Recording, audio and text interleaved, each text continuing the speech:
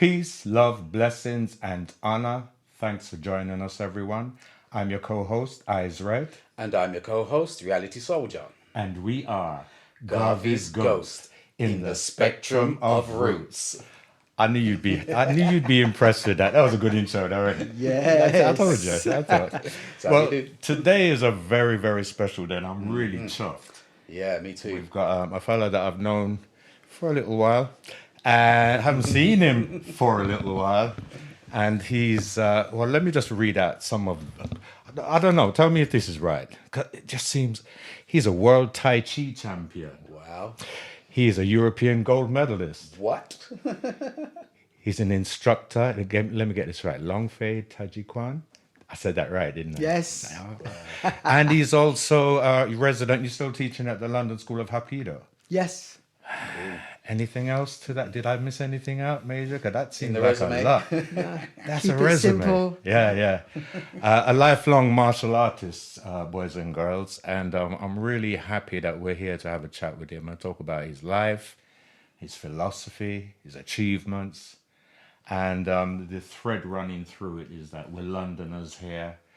We all used to go shaka as well. So that's a big thing. I think one thing we should do though, mention his name. Yeah, what's your name again? Barry McGinlay. There you go. Now, Ladies and gentlemen. do we call you Master Barry or Seafood Barry or Just Bazza. just Easy, Bazza? Bazza. Yeah. Easy That's how we Bazza. like it. We like that. We like that. Okay, so I know that was a lot. That was a lot. You've done many different martial arts, and we're not going to go too deep into all the ramifications. I'm more interested in the person behind the achievement. So, tell us a little bit about the early days, where you were born, the home life, all that sort of stuff. What's the story? I know what he's going to tell us. He's going to say, "Yeah, I was born on a junk in Kowloon, and then I was taken up into the mountains in the Shaolin Temple." Yes. And if it's not so, please inform us. So, on my way here to East London, the land of the rising sun, Okay. in the ghetto Yes, sir. of East London, where some of our Chinese immigration and people, the wash houses, Right. and this is where I was born, Okay. Okay. Hackney. So you're Right. actually And I was born born in in Hackney. Hackney Hospital, original Kung Fu Cockney guru. Ah. Oh, no, yeah. I was born in Hackney, and off Midway Road, off Dalston Kingston High Road. Oh well, you used Okay. to live there. Yeah. And then we lived in Hackney Downs Estate, All right. Okay. which was not easy Yeah. back Bit in rough. the day. Yeah.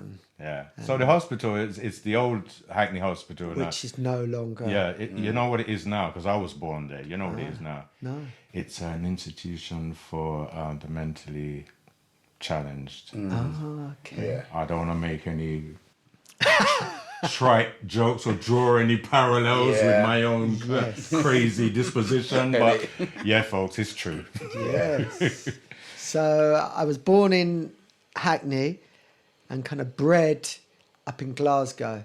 Okay. My mum is Irish and Scottish. My father is Chinese. Right. My father does come from Kowloon. Wow. And he was an accountant and basically kind of done all the books for the Chinese restaurants in Chinatown. Look at that. Cool. And I mean, down Chinatown, you mean in London, West- Chinatown. Yeah, okay. The Chinatown, yeah, Right. in London. And so kind of like back in the day, you would have maybe 2 books. Yeah. So he knew how to cook the books, Hey. I suppose. Yeah. And In that yeah. wok. So, the wok. For real. So yeah, it was born in 1967, so very much a 60s child. Yeah. And Was your father a martial artist? Or my father wasn't really a martial artist, but he was a bit of a lad, okay. and he knew who to look after himself. Right. From the stories what I hear Right. from my mother, and I didn't really kind of grow up with him. Okay. And it was something which this is probably part of my martial art journey. Right. Is looking for my culture and my heritage. Yes, sir. The same. That makes a lot of sense. Which I didn't really understand Right. when I was in the process, like a lot of us don't understand. Okay. And it's only in hindsight we go, Right. Okay. I was searching. Okay. And so that's how I kind of got into it in that sense. So how was what was your experience being in school in the So my experience in school, 70s? Primary school particularly? in primary school was primary school. I have memories of, again, living in a very kind of rough area, King's Cross, in the 70s, Wow. where like That was rough, like wasn't it? proper ladies of the night. Yeah. And A lot of drugs. and the drugs. And I was brought up by my mother. So my father wasn't around. Right. Any siblings? And I've got siblings, yes. One of them is no longer with us. He took his life. He did.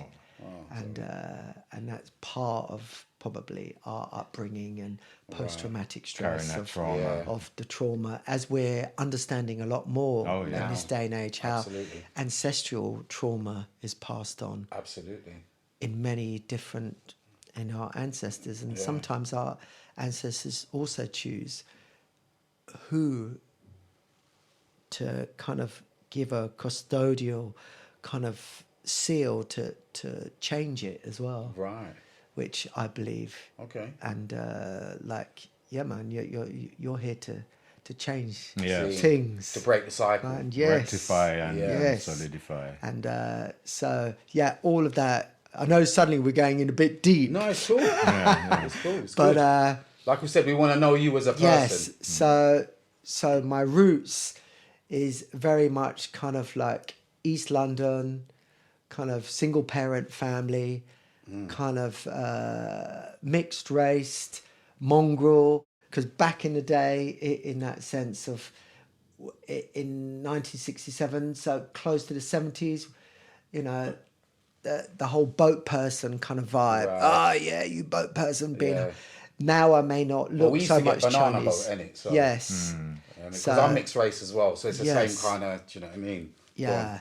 So it was a lot of racism at school. Yeah. School in Scotland was tough, and I can't emphasize the word tough I can enough. imagine.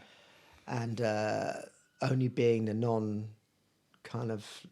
non-white person in the school, even though I may look white, but I definitely wasn't, and I came from, as I say, a broken home, Right, yeah. as Gil Scott Heron would say. Yeah. But we wasn't broken. Yeah. We were strong. Yeah. And this teacher goes, "Why are you taking so long?" You know, and then I push my desk, and you're gonna do your kung fu then, you know. And I just run out the class and run all the way home. Told my mum. My mum was just like, "Come, we're going straight back there."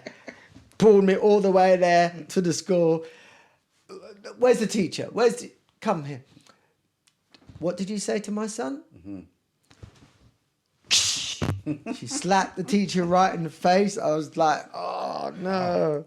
My mum done the same thing. And what can I say? You know, one woman army. My mother, my mum. Formidable. Yeah, and she stood by strong. I think that's the Scottish and Irish roots as well. Yes. And That Celtic blood, man. It's, they've got that fire. Do you know what I'm saying? yeah. Definitely. That's right.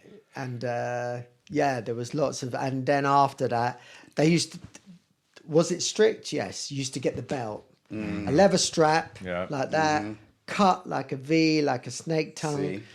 And the head teacher would always say, "Watch Barry take the belt, everyone." And if you switched, extra one. And never used to switch, just hold it like that, and was just look him universal. in the eye. Just Did you look feel him in the eye. victimised at school? Sorry? Was you victimised because you was mixed race, do you think? at school? Yes, and look, there was a point where I was made to drink, you know, the toilet water. and you would drink the toilet water, the kids. But then I'll be fighting as well every day. That school, I must have smashed every single window in that school. Wow. The police come round to my house. We look so angelic and so beautiful because we are beautiful, man. And they came round and go, "Oh, we have, and we're standing behind my mum, me and my brother, and they're just like, they couldn't possibly do that. Look how beautiful these children are. We smashed every window in that place. So, was there a discernible difference between your experience in Scotland in school and then coming back to school in London? Big time. Was it like, you said, "I'm home." Yes, when we came to London. What age did you come back? We came about 11. Okay. We did. So starting secondary. So we had a turbulent childhood, and it was Suppose up you got and ribbed back. for your accent would have been somewhat Scottish. Oh, it was pure Glaswegian. Was it? Okay. Oh dear. Aye, it was pure Yeah, Glaswegian, yeah. you know what I mean, wee man? This is no fucking about, man. It ain't there. Just get in there, man, and just give one. It was full on Scottish accent. Go on. And but my mum come from a big family, like 6 uncles and a sister. When we lived in Scotland, a part of that story I just told you, pre that, I lived with my nan and my granda in one room, my mum, me and my brother, and my 2 uncles in another room, and my auntie and uncle and their 5 kids in another room. Right. Wow. Yeah. And with a dog, of course. Right. And we all, and it was the best times of my Yeah. life all Family. together. Yep. And it was proper kind of like full on tribe, like big. Yeah. It's like, Okay. so no one really messed with us, but at the same time we had lots of fights, but my uncles would always make sure it was fair. See. But I guess there would have been that kind of us against the world kind of mentality that builds that resilience in you. Yes. But you say it was sound pretty horrific, making kids drink toilet water and fighting every day. Yeah. But that would have sort of solidified that family strength, that family character. Yes, very, very much So when you came so. to London, it was like piece of cake. London was like coming to like Toy Town. Yeah. It was easy. Yeah. It was like, wow, people look a bit like me. They look not quite, white. They're not black. They're kind of mixed. They're like, it's great. I was like, I guess it was yes. easier to have that cultural affinity with other people as well. So that you share that, and so essential for a teenage boy in particular. Very, very much, and a fatherless teenage boy as Yeah. well. Yeah, for real. Without the guardian of a male Yeah. figure, which was really important. Even though I had a very strong female figure, The matriarch is strong. and you can understand why these female figures are incredibly powerful and strong in our history. In our culture in general, I mean, Culture. Coronation Street is it's all about the matriarchs of every household. They were the strongest characters. Yeah. But I suppose your uncles would have played that male role model within your family unit. Yes, they when you did. was around them. Yeah, but they did, and it was kind of like hot and cold. Okay. Because in that sense, we came from. Not only did you have, like, the cultural difference in that sense of Chinese, Scottish, and Irish, but then we also had the religion of the Protestant and Catholic thing. Because I lived in an environment which was a Catholic environment, and literally we had pictures of like, the Pope. Yeah. And then you had mates who were Protestants, and they lived on the other area where the popes of, King Billy. And, we had the IRA and the UDA. And you couldn't have mates who were like... all of that. Today's so we had generation just don't know. They ain't got a clue, bruv. Like, it was I remember them times. it was tough. And that was just in Glasgow. I mean, who knows what it was like in Northern Ireland. And it kind of underlines how as a young male, all of these influences, all of these experiences, they sort of, it's almost like they make you or they break you. I know many people. You probably know a lot of people went down the criminal road and just went Yep. straight on the badness. Yeah. And then there's something in us. Maybe it's not to upset our mothers or whatever it was, that we managed to stay this side of the line. Yes. And find another form of expression that turns out to be quite productive and wholesome. And that's character building, isn't it? It is, and there was those almost the two worlds that I lived in, and going to secondary school and especially in London, and it was a great place to be because family wasn't and home life wasn't too good, so school was good. I was mainly the carer. Right. And so it was tough for me in that sense. So you have to grow up very quick, Right. and so it wasn't.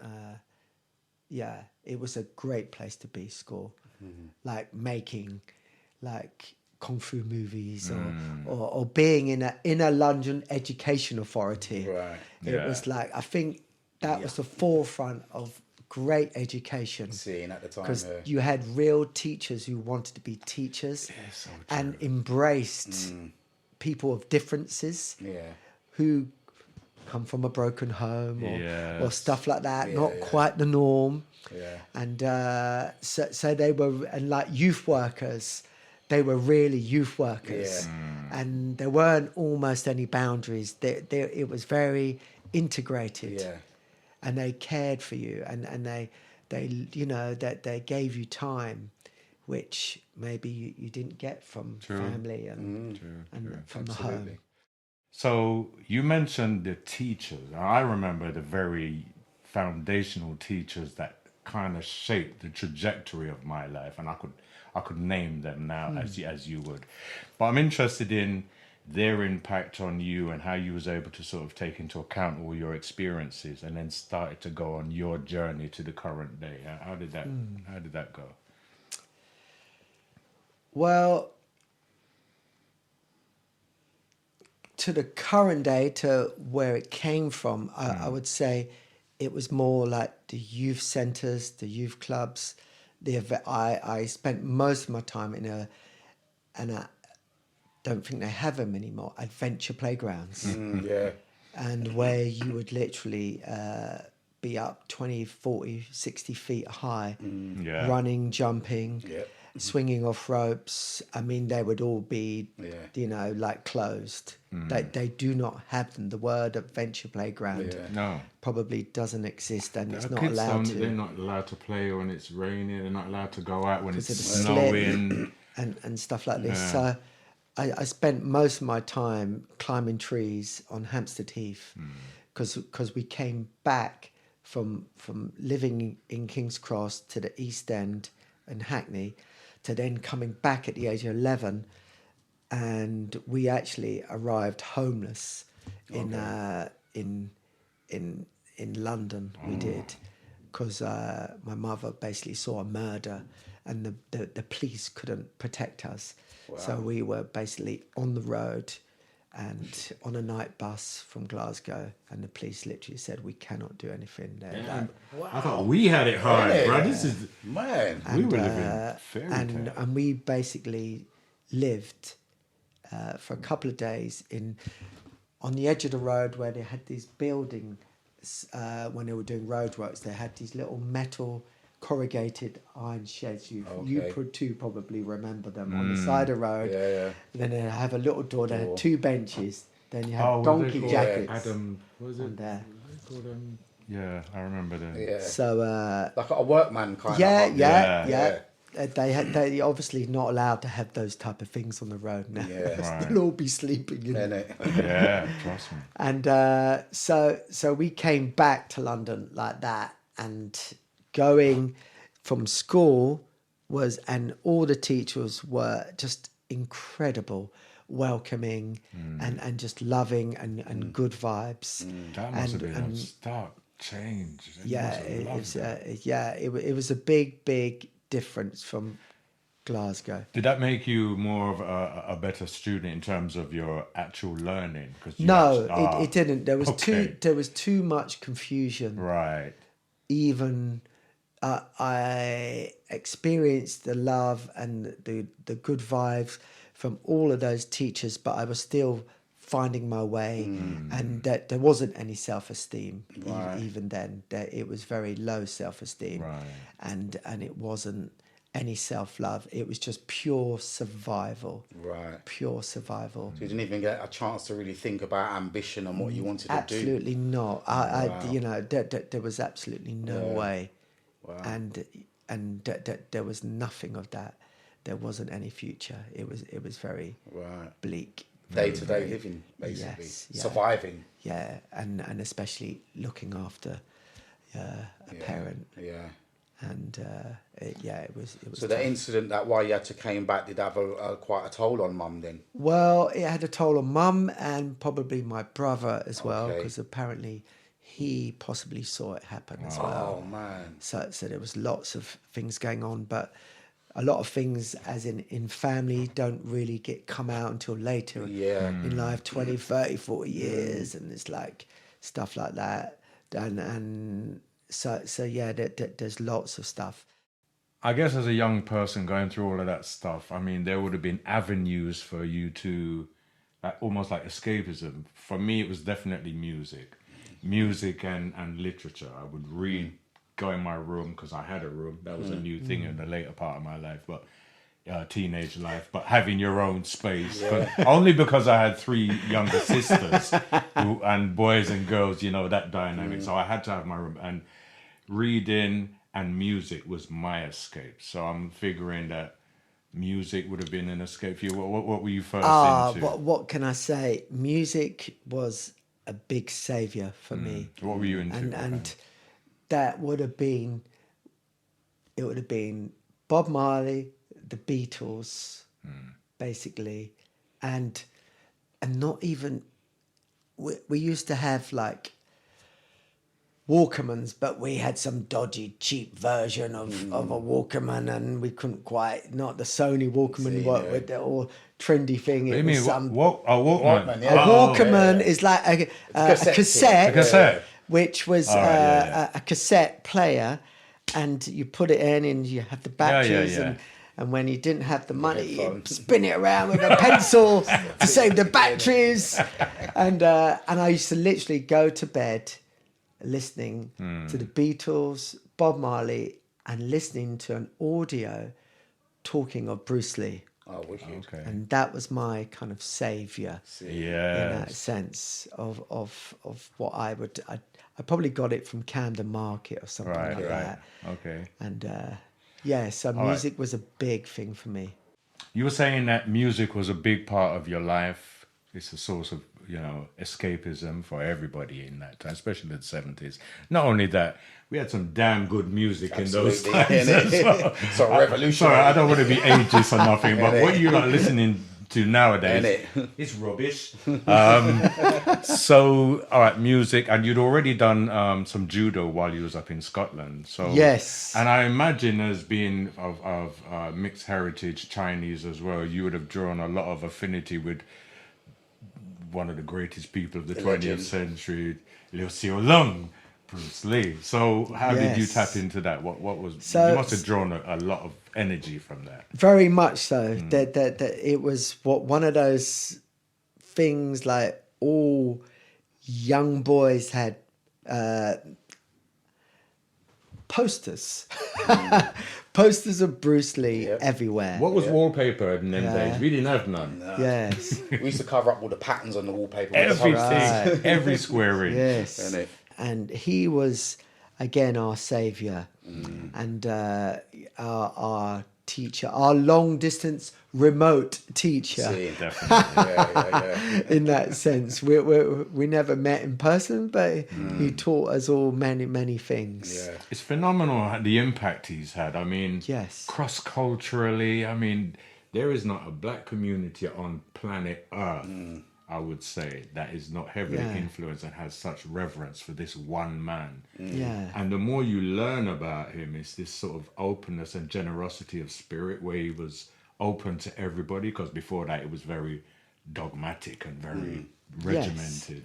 Did you pick up That's- on that earlier on? Absolutely, and just the whole thing about his wife as well being white American, the mixed Yeah. with his son and daughter in later life, the whole thing of him coming from Asia and then teaching, being open, what we discovered later on in his life, being very open, and it's not about color or race or faith, it's just I really like you, and I think we can have a good vibe, keep teaching, coaching, The philosophy learning. of being a human being. Yes, Yeah, and yeah. and that was very much holding truth.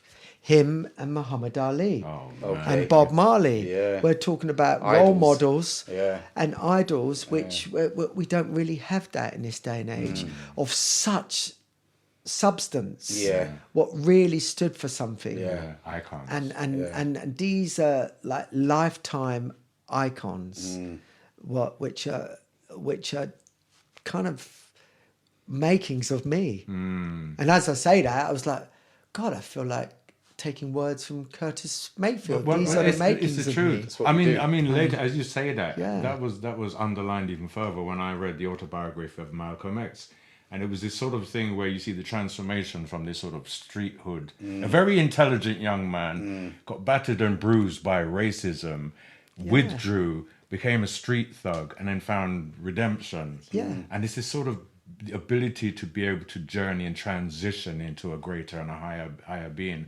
Yes. Exemplified by martial arts. Yeah. 100%. Yeah, very, very much so. And Bruce Lee was one of those characters. And I think, you know, what we seen it in a movie, you know, No Dogs, No Chinese in that park. We had it very recently here in the UK. No blacks, no Irish, no dogs. Yes. I have friends who their father is Irish and their mum is Guyanese, and for them to try and find a flat, they were like smuggling each other into houses, and when a landlady came, they'd be in the cupboard, you know, showing, and or the other one would give sympathy for the Irish one, or the other give sympathy for the black lady who came from Guyana, and they met at the dance halls and the places where they dance, and they just fell in love because that's what we do, irrelevant of colour, class, race. So apart from sort of a cultural affinity, what did you initially get when you started to get more serious? I know you did judo when you was younger, but when you decided, oh, I'm going to do this now, that time when you said, I'm going to do a martial art, what did you start with? Well, I started judo, Aikido, Hapkido. Wow. And so we're talking about the things. My mum took me very early on to a karate class and stuff like that. But because we were so transient and always moving from one home to the other, everything was just never settled. There was never. So it's never That's consistent. interesting. Nothing, never. That's so interesting. That I'll say that because it's reflected in your own journey of doing Yes. different arts rather Yes. than sort of locking down one. as would have been the case then. A man would just stay in one thing. Yes, I that's guess right. Bruce's philosophy would have enabled you to take advantage of that transience then. Yes. Just yeah. being sort of open and less dogmatic. Yeah, very, very, very much so. And I think kind of going to I was at St Pancras Boxing Club, which is one of the oldest boxing clubs in Great Britain, and that was in Lyndhurst Hall in Tunbridge It Club. wasn't part of Repton or anything. Was No, it? Oh, okay. no, it was pre that apparently, and I had a good career and I was good at boxing, and it was that again I mentioned Muhammad Ali, that you know the amazing human being and amazing achievements of that human, what he'd done and what he had to deal with in life. So And sacrifice. my mum was, and it was very clear to us to see that taking headshots is not good for you. And my mum was very wise. And also I had a coach who gave me gloves, who would pick me up and take me there and invested a lot of time in me. But my mum, again, woman's intuition, she said, I don't quite like this guy. We can see. Your mum sounds incredible. And little did I know, but in the future I heard He wasn't a nice guy. he wasn't a nice guy. And that was a common. See, mother's intuition, man. It's just Yes. like, you know.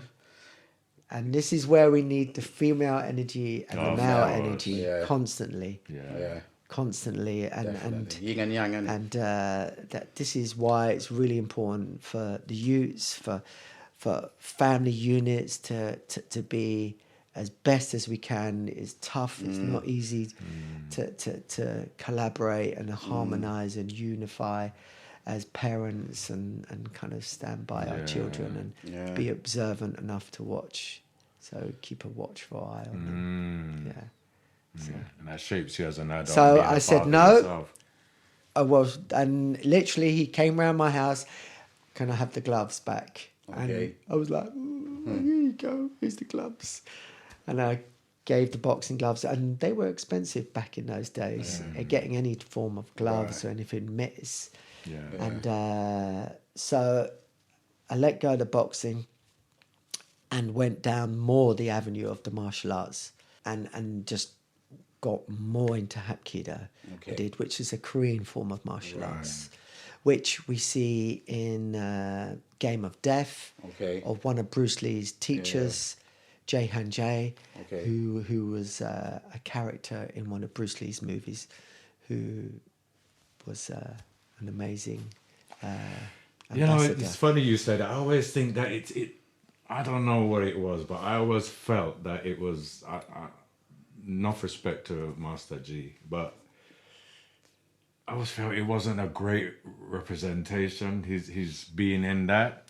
Yeah. And if I want to show somebody that I want to demonstrate someone in the movie industry who does my art, I'd always point to Master Wang In Sik. Especially in Dragon Lord with Jackie Chan. Yeah. That fluid. Absolutely. But unfortunately, he's not with, one of the godfathers of Kung Fu movies. Yeah, exactly. Bruce Lee. So this is why I say his word. One of the best fight scenes is with Jackie Chan and Wang Wang In Sik. Wang In Sik. That was Dragon Lord, was Yes, it? yes, on the mountaintop, And and he's he smoking a does all cigarette and just basically and- taking the mix. He's an incredible martial artist, and even but again, Hapkido then had its one foot in old school and one foot in the new school with Bruce Lee, and then with Jackie Chan in two very iconic characters of the new of Jackie Chan, and then the old school guy with Bruce Lee. Yes. So again, that prompt, what you just said is interesting. So you're talking about the films and the artists in the films, Jackie Chan, Bruce Lee. Do you think the films were portraying the art in their true form when we were seeing it? When we were seeing it, we probably didn't have a squat diddly do what it was, but we loved it. Right, yeah. We loved the revenge. Right. The storyline, the plot. The revenge of the downtrodden, and being made to walk, crawling on your knees, to then going back to the master, and then master building you up, making you strong and powerful, and the whole kind of vibe. So, because the other thing with the movies as well is like there's a premise. It's almost like the cause for there to be an action and then a reaction. So in movie writing techniques, you got to have that. That's your motivator, your vengeance. Whereas in the real world, martial arts is about self-control. It's about being dispassionate. yes. But you don't learn that until later. And there's a great quote that you said, something like, what is it? I'm going to read here. Fighting is not martial arts. Martial arts is culture and a philosophy. And I really love that quote. Yeah. Do you know what I mean? It's like, we could talk about fighting as a means of exacting retribution, but it becomes very emotional. That culture, the philosophy, the history. And I think this is why I can only say from my experience of what I witnessed and what I saw, is a lot of West Indian people of colour was fascinated by martial arts because it had history, it had culture, an ancient thing which was deprived of them. But it tapped into that oppressed Yes. people as well, right? Yes, Yeah. but and unless you were really educated and you were searching from a young age, that's why we were fascinated by water margin, monkey magic, innit? history, philosophy, ancient lands. Yes. We were so desperate for it. That these things just captured us. It was like a spell. It was magic. Just kind of like going, because we were so deprived of it. Yeah. But there is a spirituality to martial arts as well, isn't there? Yes, and I almost detest the word spirituality. Sorry, I was being cautious no, when I because said it. everything what it represents now. Yeah, in now, that sense, yeah. where people have captured and hold it and twisted it and Yeah. mutated it Yeah. into the Oxford kind of mindfulness and mindless. Get out of the mind. There you go. Mindless. Let's have mindful. instinct. Mindful. Yeah. Yeah, Mindless. yeah, You know, as they said in the 60s, get out of your mind. yeah, Yeah, exactly. innit? Stop thinking. So what would you call that? Because I wouldn't know. I would say, from my experience, I've always been searching for the scholar warrior approach, the intellect to heart, Right. and understanding. And again, when we talk about the physicality of martial arts and transcending it, and that's where these characters like Bob Marley, Muhammad Ali, Bruce Lee, they transcended what it wasn't just music to just jump up and down and party to and have a good time. And, you know, when man is going into prison to go, no, I ain't going to fight. I know. I You think transcended a boxing match. I think Lennox Lewis got a lot of criticism or side eye from people because he sort of he didn't want to be this sort of thug, like, you know, like Richard Pryor said to Leon, what do you do? I knock motherfuckers out. But Lennox was coming with this thing like, I like to play chess. And they were going, what? It was like, oh, you got a higher intellect thing going on. Yes. We want brutality. Yeah, that's right. Probably ahead of his time again. Exactly. People not ready for it. Exactly. Yeah. And I think that's the duality of physical combat and in philosophy, higher thinking, higher resonance. It's that yin and yang. That's the yin and yang. Yes. I think people focus mainly on the flashy technique and how high can you kick. Absolutely. Knowing that the higher you kick is the more unstable you are. High Yes. kicks are out, baby. Just in case you didn't know, high kicks are out. Yes. But the beauty, and we're all attracted by the flashiness of it all. And it's great. And Almost balletic. yes, and also when we talk about that in a physical sense and a in a metaphysical sense, when we're young as kids, we need to come out. So we need to do these big movements, move far. Yeah. They all have to be Physical big expression. movements. Yeah. And then as we get older and wiser, things become a lot more subtle. yeah. Just even the way you hold the cup of tea and give the man the tea. You're I think that's the wisdom of age. Ooh, Yeah. okay. As that's you a little bit mentioned, different. as you mentioned, young people, just incidentally, Yeah. quick, things like conflict resolution. It's like I got another quote of yours: "Is if you're there, you don't be there," and the voice is a really important weapon and should be used before physical violence. I'm a great advocate of that. Yeah. And that moment of clarity that I described earlier, it was like Yeah. this fella looked into my eyes and saw that I was at one with the universe, and whatever energy he was coming with. Nothing was said to him. The face was placid. I was supremely placid. and in tune with the universe. And he literally turned on his feet and ran away. Didn't walk away, ran back to his car, got in and drove off. Anybody would say martial arts is a good thing for young people. We see the state of young people running up and down doing all kind of madness nowadays, right? Youth crime, kids walking up and down with zombie knives and the whole lot.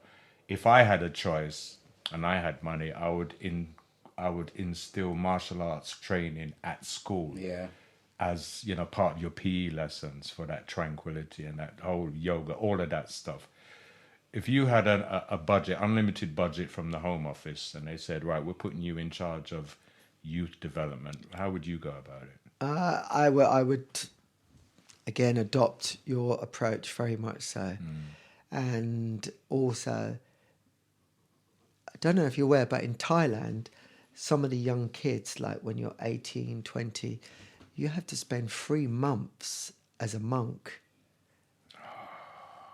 in a like temple. A national service. Yes, Dread. And then, you know, you have to go with your bowl and beg and stuff like that. And it's part of the culture. A foundation of humility. Yeah. I like it. Yeah. And I think this is now, and we need to reboot. We need to, a bit like Prince in that sense, you know, when he put his finger in the slave record companies and all of that, and are no longer known as Prince. Yeah. And almost martial arts needs to rebrand and reboot. Right. Because when we think of martial arts, we think of fighting. Yeah. We think of bullying. We think of low self-esteem. We think of discipline. Oh, the kids need discipline. They need to know what to do. But really, it's a lot deeper. It's understanding culture, philosophy, kind of understanding about language, understanding about herbs, medicine, self-awareness, poetry, as well, right? all of it. Yeah. And this is where earlier on I said to understanding about the scholar and the warrior approach, and understanding both of that. And our ancestors knew this very much well, because when you're not at war, you must be at peace. And you must be writing poetry. You must be doing art, playing instruments. Yeah, for real.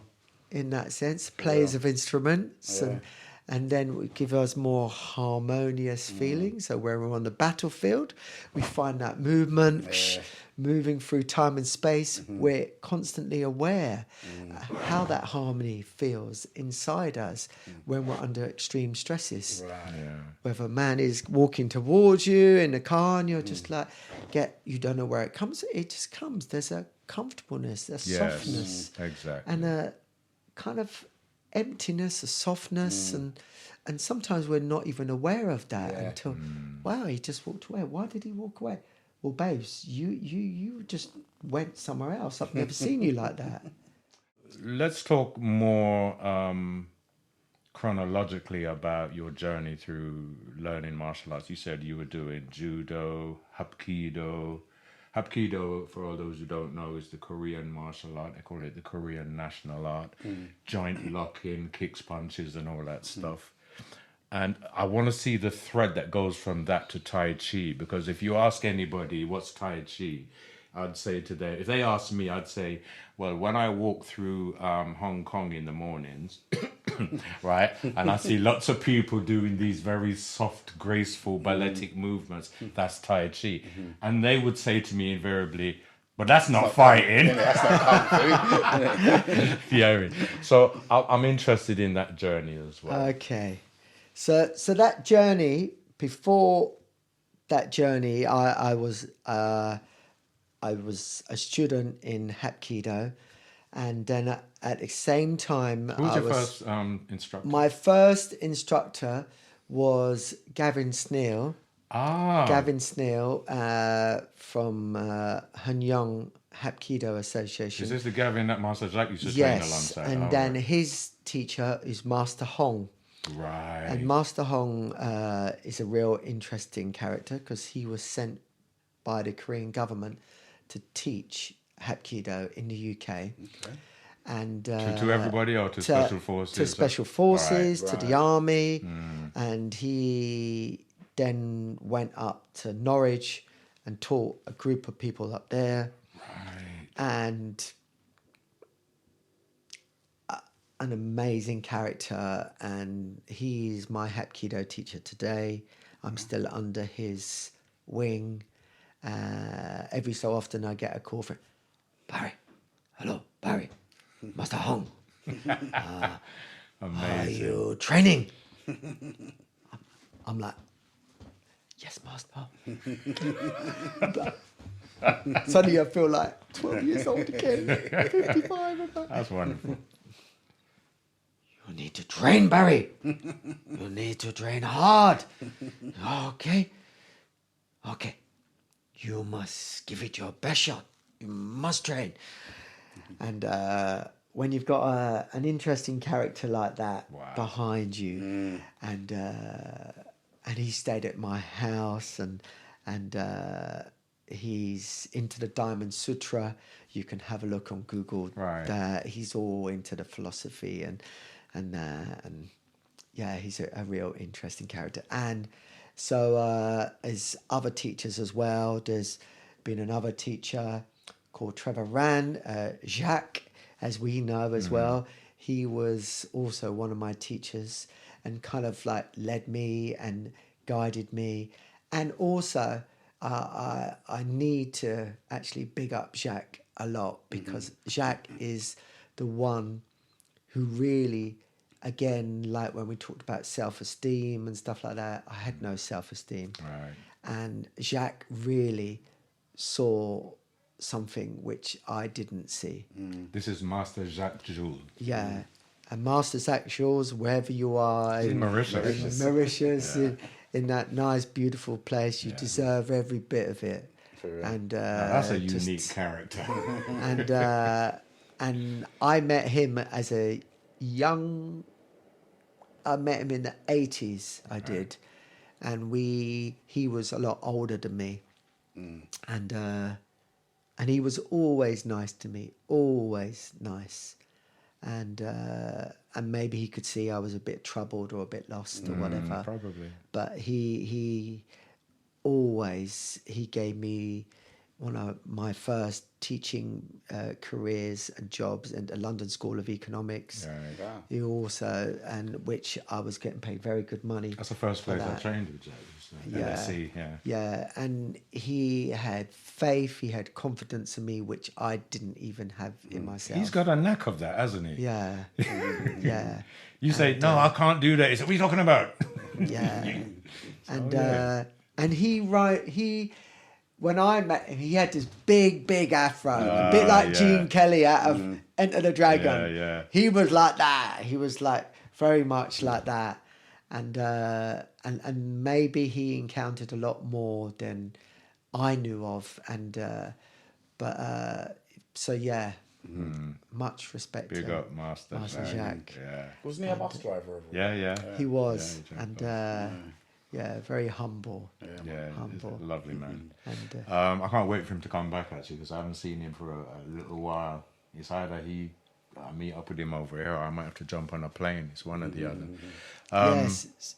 So going from the Hapkido, I was experimenting, exploring, and I got into kickboxing with the McGinlay boys down in Tunbridge Wells Club, King's Cross, with Major Suzuki. Because at the time, Hapkido was not really it wasn't sanctioned as being competitive. No, Yeah. it wasn't a And competitive. I remember they there was didn't a have the big sport bust up with element. Masan Gobani in Northern Ireland, Yes. and he went into that, and it was a big... That's right. I remember And, that. I mean, again, an amazing Hapkido Yes, from guy. Iran, If yeah. you get an opportunity to train with him in Ireland, he's again a very humble guy and really knows his stuff.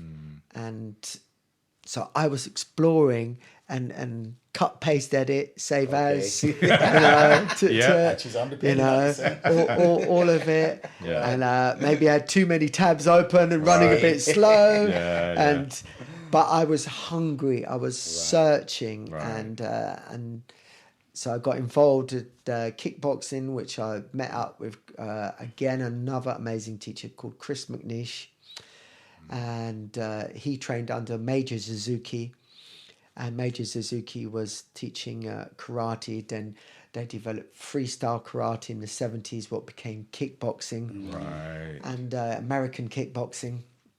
And Chris McNish, again, was one of these real characters.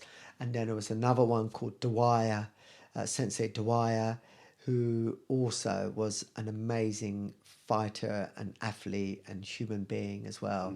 And both of them also had a lot of faith and confidence in me, again, but I didn't have. And both of those people were kind of Jamaican, West Indian heritage.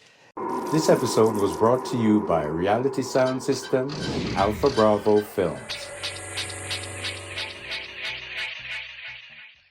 So, and then I got into Wing Chun. Okay. So Wing Chun. This was after a motorbike accident. That's exactly I it. did my research. So I was, again, very low, very down, and as all athletes do when they're injured, because suddenly I wasn't Superman, and realised that I was flammable and I was, you know. So I went to look at the upper part of the body, of understanding the upper part, of just isolating the movements and getting understanding. So I trained with a guy called Austin Go. And, Really? and, yes. I trained with him for 5 years religiously. From Monday to Friday, we become very, very close friends. He got me a job on a remix of Everybody Is Kung Fu Fighting, which again is one of those iconic songs. And suddenly I grew up as a young child looking at Top of the Pops, watching, what's his name? Is it Douglas? Carl Douglas. Carl Douglas. You know, with his bandana and Oh, we thought that was And so then- cheesy, man. did, Me and my innit? brethren, we would hide. We did. So that, and then there was a remix by these kind of white middle class whatever, and they done a remix of it. And who was there on the set? He was there, and he was all part of it. So I got to meet him, and there's a video out there with me somewhere doing stuff. All right. But I love Wing Chun, and then from Wing Chun I gravitated to, they say, the thinking man's martial arts, Tai Chi. Right, yeah. Did some Qigong as well, right? Qigong and Tai Chi are like brothers and sisters. They go hand in hand. Right. A bit like Hapkido and Taekwondo. Right. They're like brothers and sisters. Okay. And Judo. They're all interrelated. Yeah. Like Brazilian Jiu-Jitsu and Judo. Yeah. Right. Or Jiu-Jitsu. They're all part of the same family. So yeah, I was just saying the Wing Chun, when you started the Wing Chun, was the University of Wing Chun still on the Euston Road at the time? I don't know, because I was very much like that. Right. I was like a racehorse. I was just like not looking out. I was just like, and I get a bit obsessed. Okay. And I think anyone who's like spends a lot of time doing stuff, I think we get very much kind of like tunnel vision. Yes, Right. of course. And it was like we get very obsessed. And my partner will tell you, she's like, oh, I'm into gardening at the moment. Okay. And I'm like, I was going to ask you about your other stuff as well, but I wanted to we'll get leave the that Tai for Chi now. stuff there. So, but I was very, like 5 years, like I say, it's like Monday to Friday. Wing Chun, Wing Chun, All Wing the Chun. workshops as well, everything. I stuck to him like glue. Yeah. Austin had a shop down Carnaby Street, little kung fu shop, Okay. you know, and so I used to hang out there, help out, you know, cut my teeth there. Yeah. Right. And then I heard about the notorious kind of the basement down in Stoke Newington, which was run by a guy called Nino Bernardes, Okay. which also Shaq, I believe, trained in Eskrima and Filipino martial arts and stuff Yes, like that. that's right. Which apparently I hear later on that Nino trained with Wong Shong Long, he was a very famous kind of like rooftop fighter in Hong Kong. And he was told, no more Filipino martial arts. It's like Wing Chun but these are just rumors and stuff like that. Okay.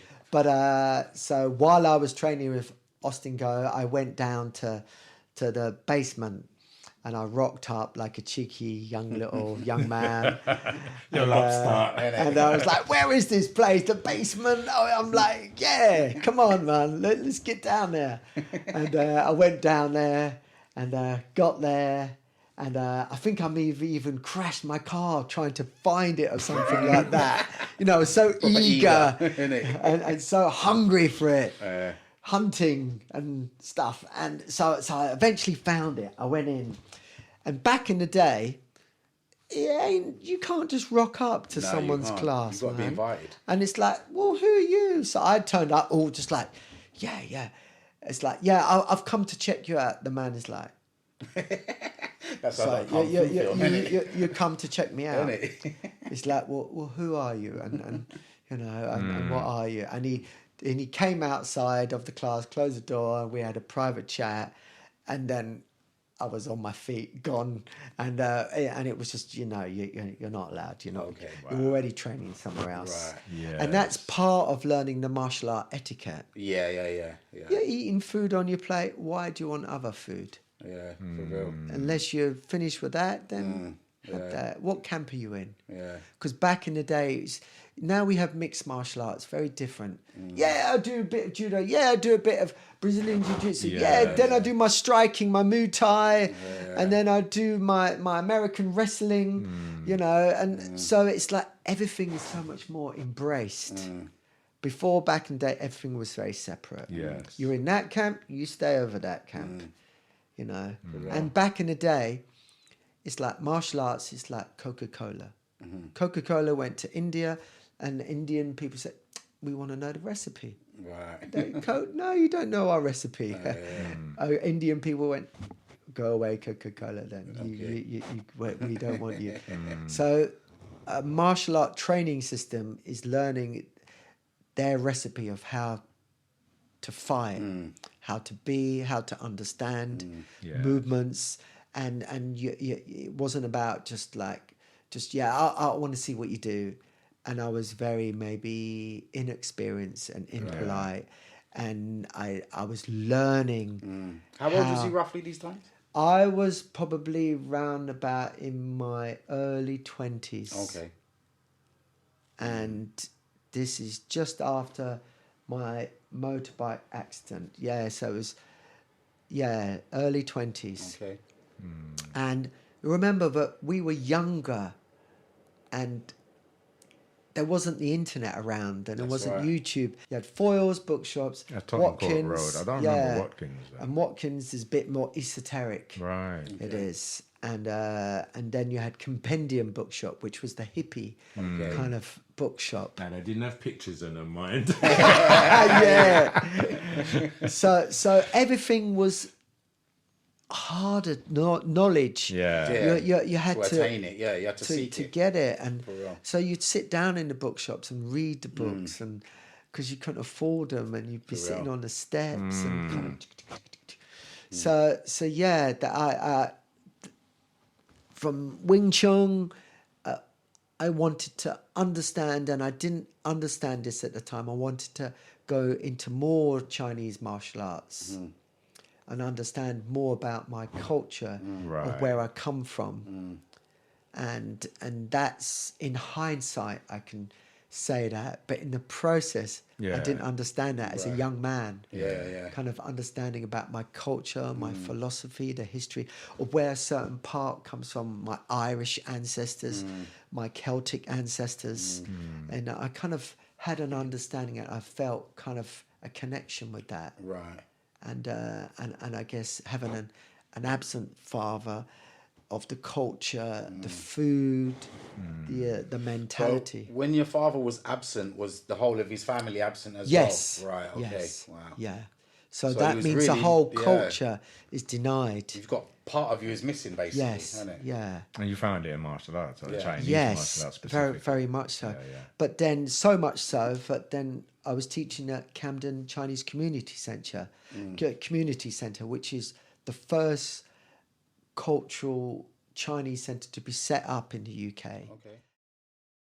Let's talk about the Zulu warrior, Yeah. Jashaka. I know you went to his 9-night the other day, so I know that he played a paramount part in your life. So just tell me about when you used to first go to Shaka, the vibes you used to get. Tell me the thing. Start the thing. What can I say? As in, first, give thanks and praise to Jashaka Yes. Right. and all the blessings Rest and good in Zion, vibes, yes. what he guided us Mm-hmm. and everything, everything just like guidance and protection. Another one of these icons. Just again, just from early days of going South London and on the train, on the bus, and if you're North London and if you're going over to South London, those were treacherous days going to South London. I thought I was the only one who felt that. But everyone is like, nah, I didn't really feel that. It's like, what? South London was, was bad man Yeah. Isn't it? turf, and real. it was unknown territory, and going to these places where there wasn't many white people, and back in the day I used to have very long hair, Okay. and yeah, it was just an amazing environment to be in. And whether it's massive, there's the stereotype like over 6 foot rastas with big staffs in the room, and Doing their kung fu skank. All of it. I was just like, Yeah. wow. And just the consciousness of the lyrics, Yes. and that the hardship, Yeah. all of it. Rice and peas in the ghetto, So you were all saying of it. like being the only white person, so to speak, in the dance, or mixed race. Sorry. I suppose your martial arts and everything, and those teachings helped keep your stance and your balance and your position within the environment. You see what I'm saying? It gave you a good balance. Yeah. As a person, Absolutely, because you didn't want to absolutely. be intrusive, and you know what I mean. You just want to hold your corner. Yes, You know what I yeah, mean? absolutely. And I was very much kind of back in the day, a bit like all of us. We'd like walk out with nunchuckers under our arm so they could pull out, and then like you see me wearing a Chinese top now. I love it. I'd wear like a Chinese top to Shaka. Yeah, okay. And back in the day, sometimes if I was like brave enough, I'd get my little Chinaman hat. Wicked. And Right. just kind of represent Yes, I. the culture, which I didn't really know. I only learned from TV or books or whatever, but I was representing, and I was doing my thing. Yeah. Kind of kung fu cockney guru, Yeah. kind of a mix up of it See. all. Yeah. And that's when straight from the mothership, Yeah, man. where you're from. Natural And vibes. so yeah, it was just so real and honest. For us, well, for me, and I know for a lot of us, it was a thing like you go kung fu and then you go shaka. So it kind of went hand in hand at Yeah. a certain time. You know what I mean? You go to late night, watch a couple films. When late night finished, you go Phoebe's or you go Norwich or whatever. You know what I'm saying? And taking shaka and like I say, you see all the moves, the kung fu moves in the skanking and That's right. You know what I mean? Everything what you've just said there, Yeah. that there was a massive crossover. There was. There was. of And cultures. but Yeah. there was like kind of like culturally they were like, oh well, what was like all of these like black people and kind of like Asian people over there in late night smoking, and we were all smoking, and they were all smoking or coming from gambling. You go to Yeah. Holloway late night, Yes. and Five Venoms and yeah. Snake in a Monkey Shadow, Yeah, and innit? Snake and Eagle's all of Claw. it, and it was just, and then it was always one black guy with a Chinese girl there, what just always See. looked like the Don Dada. See. Kind of like, it's like, well, how does she get like a Innit? Chinese girl? It's like, 2 levels above. That's not even it's one like level all of above. that That's fascination. Innit? And again, the cross cultures of the world. Yeah. And then the resentment, you could see the Chinese guys looking at the black guy like, oh, disrespect our culture, and all of that bullshit, man, for real. which we got lost in, and we Yeah. got, it was like magic, sprinkles of magic, which was we were attracted to, and there was a magic there. man. And Shaka was like the punk rock of reggae See. in that sense. He was like going in a different direction with the sirens, and when, oh my God, you hear the Yeah, he sirens, definitely and went his own way. all of it. It was just like, it wasn't like kind of smiley culture kind of vibe. Yeah. Completely different. It's King David style. Yeah. Yeah, going Phoebe's was like going to church, man. That's why, when Shaka went and played other places, it didn't resonate with me personally as much as going Phoebe's. 'Cause Yes. Phoebe's had its, not only was he a resident there every Friday night, it was the part basement. of my weekly chronology. Your beard pun Sunday, you got Shaka on Friday. Yeah. You know what I mean? It's Part part of of your that order, weekly thing. innit? So to go with Shaka and, he's in Brixton Town Hall, yeah, you'd go, but it wouldn't have the same Vibe. the same Absolutely. resonance at all. But then in a sense, it's interesting you say all of this, because also being a sound man, I was part of a sound of Roots Ting sounds, and we were like brothers. Okay. And I helped make some of them speakers. You had See. Simon, who was the sound man, See, yeah. and then you've got Roots Ting, the selector. I was also one of those selectors. Okay. And so was Michael Kennedy. So was Darren Blair, and and finally whittled down to Roots Ting. Yeah. It did. Yeah. And You're still going now. yeah, he's still still going that. going, He yeah. plays a lot more in France. Yeah, he played does. West London a few weeks ago, about a month or so ago. Yeah, so we were like brothers, like proper, Okay. kind of like we lived together. We started a business with each other called Helping Hands, and but things part. Yeah. And we're learning again how to be Men. men. For real. And how to be big men. Yeah. When they talked back in the day, like this big people's dance, I never quite understood that, and now I understand that. Yeah, as I But did first. you have to put your big boy pants on. Yeah. It's like, come For real. man. So now you're actively teaching at the moment. So you're still teaching at London School of Hapkido. Is that still at LSE?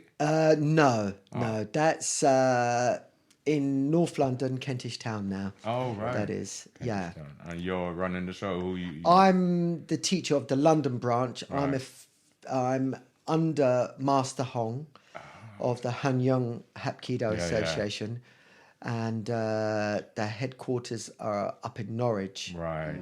in Norfolk. Wasn't up in Norwich they had another sort of spin-off Yes, brand of Hapkido? that's right. I can't remember. Simu something. That was that Jörg Ziegler? Yes, that's Swiss right. dude? Absolutely. Yes. Sinmu Hapkido. Yes, that's Right, exactly it. right. Yeah, absolutely. You've got it. Okay. So Tai Chi. Tell me the fascination or the appeal for you as a practitioner and as an instructor.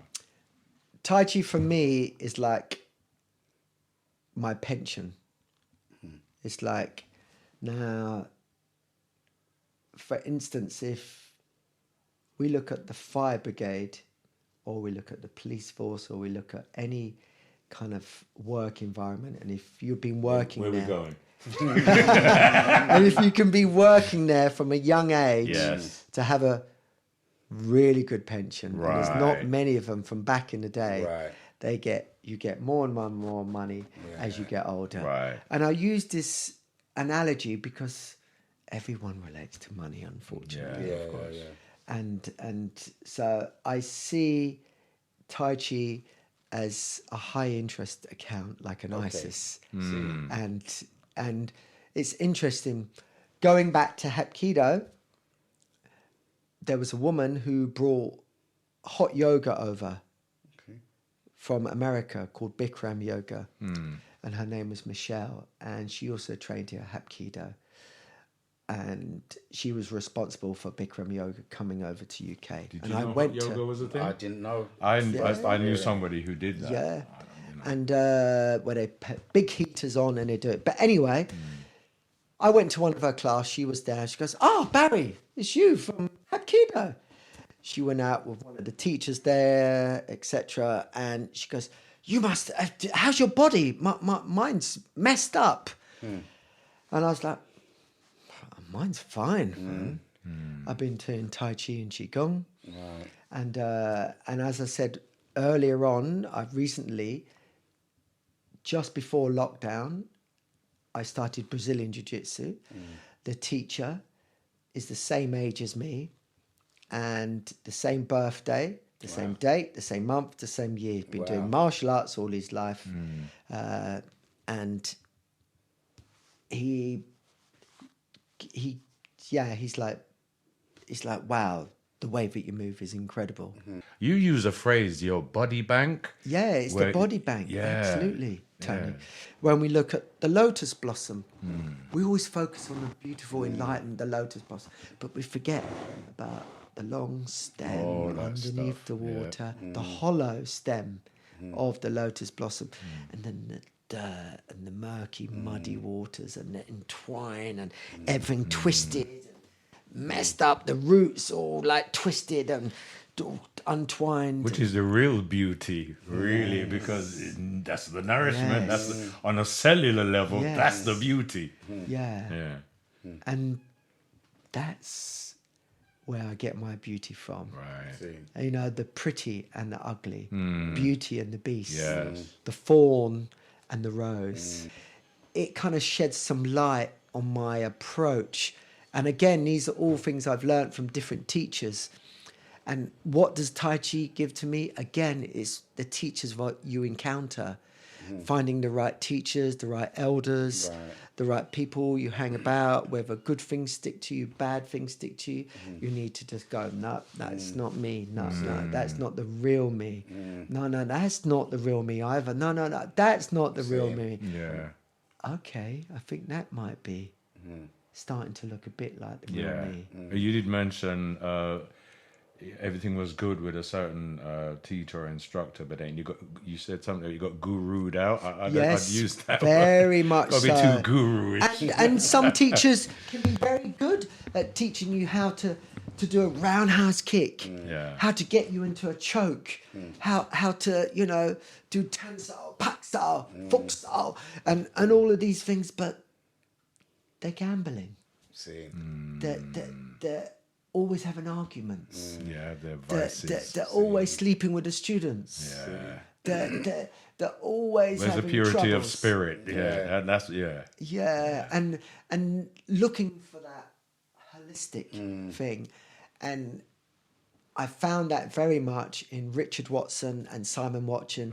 And again, the family vibe and the whole family unit, and in that sense. And again, whether that comes from something from my personal journey, discovery, looking for the family, and whether it's the family in Shaka dance, when you reach there and you go, and you just look, you don't need to say anything else. And over the years and years, you turn up to Shaka and you're there, and it's not, you don't get your stripes from 1 or 2, it's like 1 or 2 decades. Absolutely. It's like, you're still here. And you're still busting those moves. Right. See. And we should pay a tribute to Richard Watson. And Richard Watson was a formidable human being, and he practiced martial arts from a very, very young age. And again, come from a very working class, poor kind of, and then climbed his ladder of his life and his experience. He just did the one art, right? He done Tai Chi, and him and his son Simon and Richard were really important people for me. I had another teacher before, and he got all guru'd out. He was a great teacher at the beginning of my apprentice.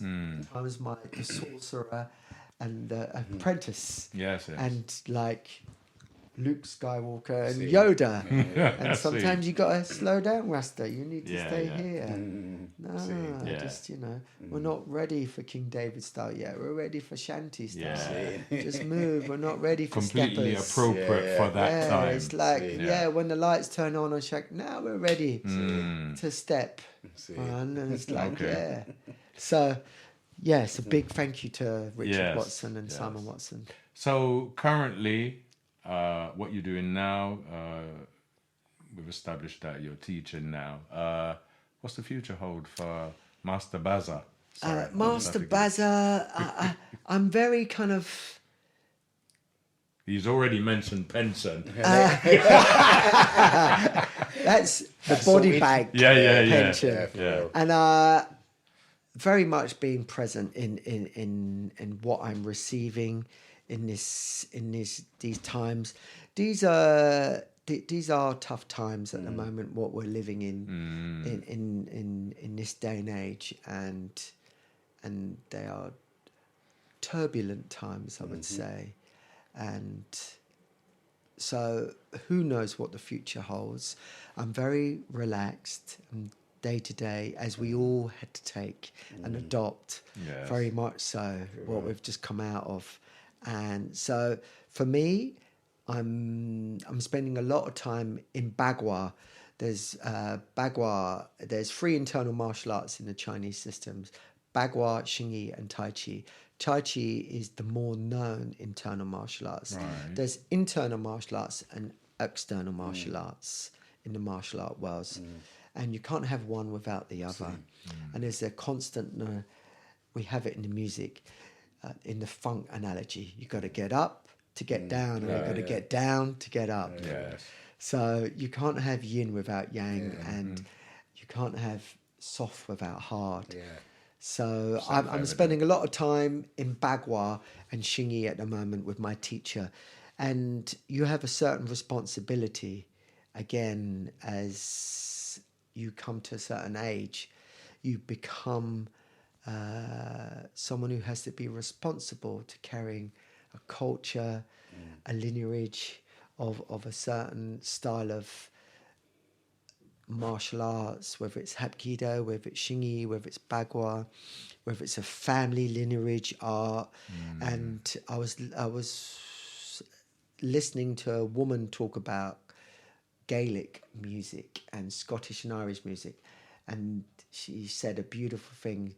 These songs didn't belong to anyone; they were given to. They're given to you. Yeah. And when they're given to you, you are like a custodial. Yeah, You're 'cause there there's to no look ownership. after them. You're like the vessel. Yeah, you're there to look after them and to pass them on. So really, I am at that stage of my life in this process of still developing my own practice, and because I just love learning and being a student in martial arts. Yes. It's very much about being someone who passes on the art, and it's my time to give back. I took a lot from, now I have to give back. Yes. As we take from the land, we must also we go back to the land. For real.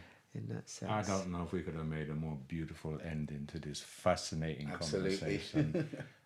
Barry, Master Barry, I'm going to call you from now on, not because No master. No, I just want to thank you for your generosity. Thank you Yep. for your openness, and thank you for spending time talking with us. It's been an absolute joy and a pleasure, and lovely to see you again after so many years. Yes, and just thank you for giving me the opportunity of sharing Honor, trust me. of that. And a lot of that is quite challenging for me as well, to share a lot of that. But hopefully, like you said, what's behind the person who does it, it's not about what you've achieved. It's like, how did you get there? What's the journey like? How's that possible? Yeah. Really, because really our youths and all the people, there's so much trouble in the world today, as the great master said.